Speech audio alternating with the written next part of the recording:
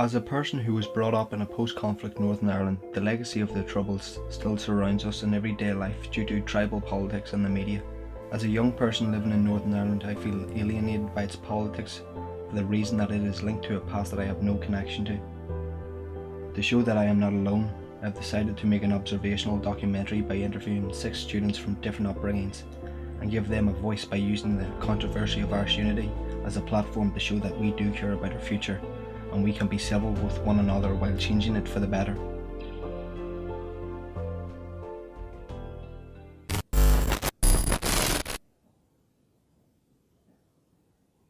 Well, ideally, a united Ireland with no violence would be great, but realistically, we'll probably not see it happen. But that's what I would like to see. Yeah, I think coming from Ireland and even the North's history, I think everyone sort of wants that, but how realistic it is, I don't know. And for me, I don't want a current, if we were to just like become a united Ireland and we were to keep the same politics as the South and their government, that's not the future that I think even like the people living down south want. You know, I think everyone just wants change all around. Yeah, I think it's something that would like need to take time. Yeah. Like if we were like say a referendum would just like come up right now, I don't think it probably wouldn't pass. No. But I think it's something that would need to happen over time and it wouldn't have to be something that everyone would have to agree on. Mm-hmm. For me, I was actually talking about this the other day with a friend about what this new Ireland would look like, and essentially it boils down to the fact that we're not actually just uniting the island. It's not going to be, you know, the coming together of 2 different states of Northern Ireland and the Republic of Ireland. It is going to be one entirely new state with more than likely a new flag, a new national anthem, an entirely new set of services from the state, the new government, the new legislation, new constitution, a new people. It's just not going to be Ireland as it is envisioned now, for the Irish, or you know, with mainly Irish. You have to account for the massive population that we have here in the north, which is about 2 million people. Half that being loyalist, Protestant or Unionist, which are a massive population, so they will have a say, and more than likely will still have their devolved government. But the only difference is they'd be answering to the Dáil in Dublin instead of to the British government in Westminster. So I think that the new Ireland and the United Ireland will be so much more inclusive than any of us can even imagine. Even if people don't want it to be like that, that's the way it will have to be, and I completely hope that it is. Very few people here want to be governed by Tories, and very few people here want to be governed by the Dáil. Sure, probably with the rise of secularization, yeah. like it would probably be more likely, but I don't even think it's a religious aspect anymore. No, definitely not. And even if it is, it's the older generation that are still sort of tied to that. Yeah, which is kind of foolish, because it's not them that's going to have to live in this reality that they've created. It's going to be us and our kids and our grandkids. Yeah.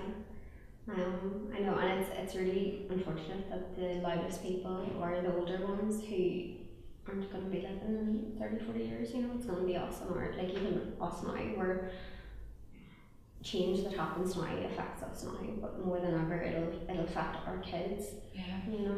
Sure, our whole government's come to a whole standstill over an Irish Language Act. Yeah. So like, could you just imagine what it would be like if it was uniting the island? It's just kind of.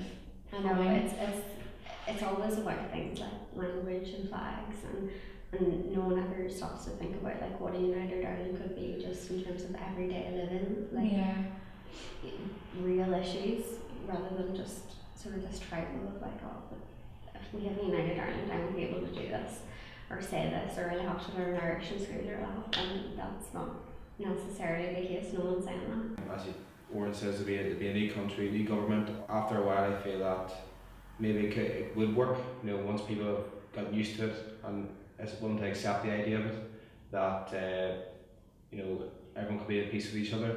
Just gonna move on together. If we move on together, you know, put the past and what's happened hundreds of years and 50 years ago, put it all behind us, and if United Ireland does come about, sure enough it might take time, but eventually soon, but everyone will be able to pass that, and everyone, you know, be together as a people rather than just two Senseless. senses. Yeah.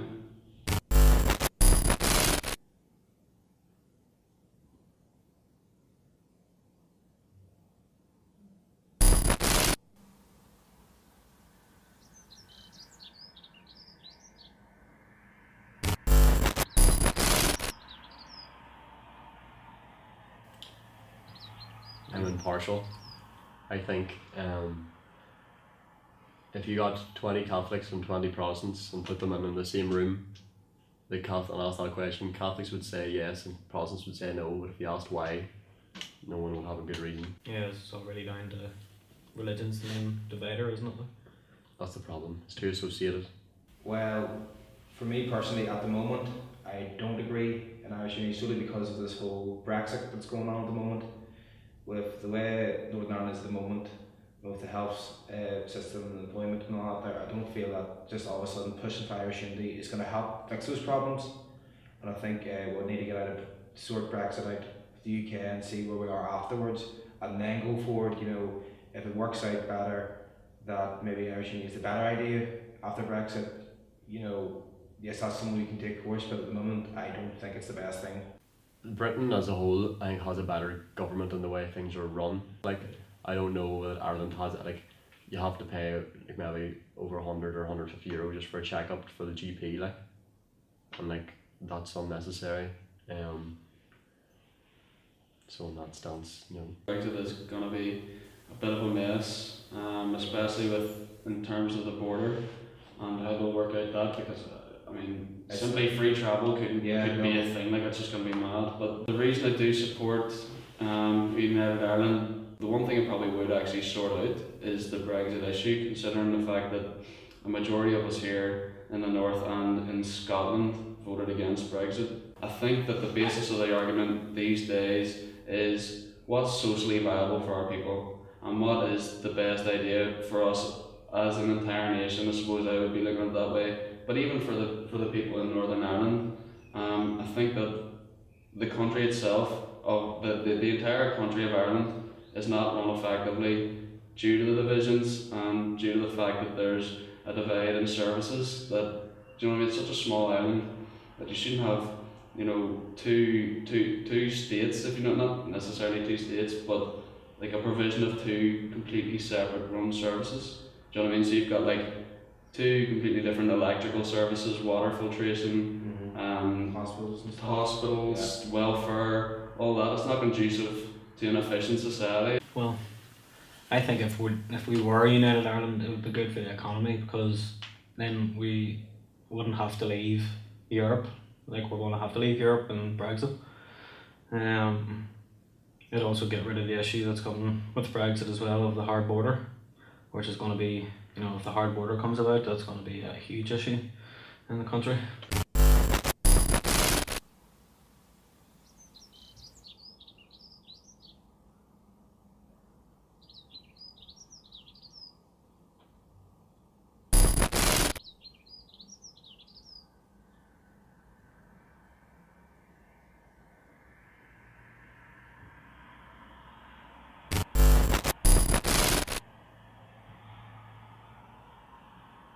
From up here in the north, I think we need to actually get a functioning government before we focus on anything else. Even if Sinn Féin would even consider putting the Irish Language Act on the back burner, just because like our NHS needs looked on ASAP.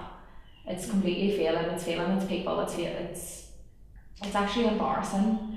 And even more money into schools, and even like back home right now, the main issue everyone seems to know about is potholes. Yeah. So we haven't even got decent roads to drive on. Yeah. So I think the government needs to get its priorities straight, especially since they're still getting paid to do it, which I think is a bit ridiculous. I was actually talking about, me and my mate obviously talking a lot about politics, as you may be able to tell, but we were discussing big tobacco the other day, and the health crisis and the strain that it has on our health services and whatever, and he's saying, but sure, alcohol and this, that, the other is the same. And it's going, right, so just because you have multiple issues that need dealt with doesn't mean that you should just completely ignore them all. You can work on one and then go there, or you can work on them alongside each other. But that is, as we say, completely down to whenever the people are ready to answer it to a degree, or whenever they're eventually ready to maybe accept or decline it. Like if this happened in any other country like America or even the UK itself, if their government just stopped turning up for their jobs, Yeah.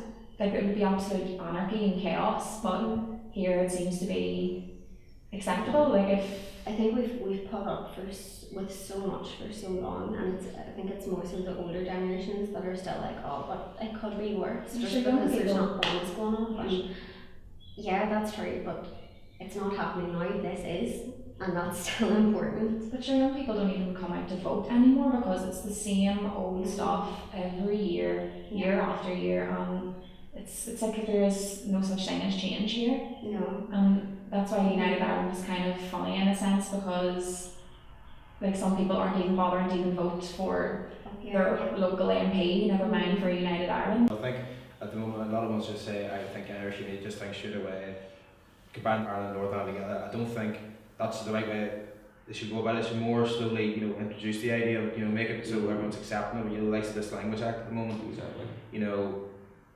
This whole they should have it. They should at the end of the day, it's part of the country's heritage, Northern Ireland and Ireland. They should have it in schools and have it there for people who want to learn it.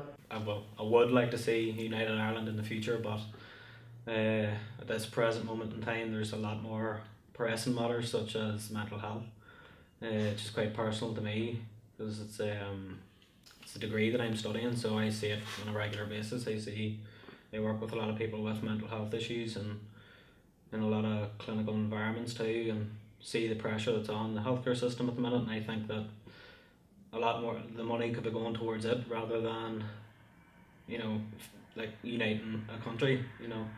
Northern Ireland has the highest suicide rate in the UK, which is it's a huge fact.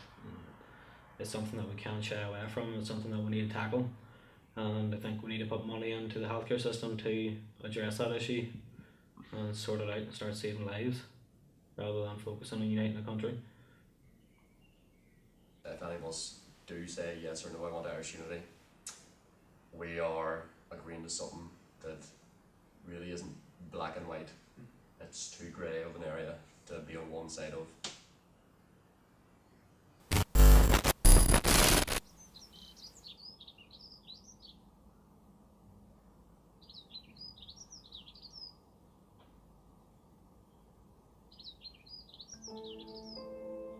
My generation can see that there are problems affecting all sides, not just one side. My generation know that we are all the same, whether we are nationalist or unionist, and it is time for our politicians to realise this. We may not be ready for Irish unity now, but the only way it can be achieved is through communications from both sides.